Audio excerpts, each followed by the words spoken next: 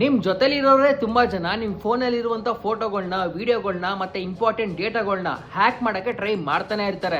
ನಿಮ್ಮ ಗ್ಯಾಲರಿಗೆ ಎಂತ app lock ಇಟ್ಕೊಂಡ್ರು ಕೂಡ ಅವ್ರು ಗೂಗಲ್ ಫೋಟೋಸ್ ಇಂದ ಹ್ಯಾಕ್ ಮಾಡ್ತಾರೆ. ಸೊ ಈಗಲೇ ನಿಮ್ಮ ಫೋನ್ ಅಲ್ಲಿ ಗೂಗಲ್ ಫೋಟೋಸ್ ನ ಓಪನ್ ಮಾಡ್ಬಿಟ್ಟು ಮೇಲ್ಗಡೆ ನಿಮ್ಮ ಪ್ರೊಫೈಲ್ ಮೇಲೆ ಕ್ಲಿಕ್ ಮಾಡಿ. ಅಲ್ಲಿ ಫೋಟೋ ಸೆಟ್ಟಿಂಗ್ಸ್ ಅಂತ ಇರುತ್ತೆ, ಅದನ್ನ ಕ್ಲಿಕ್ ಮಾಡಿ.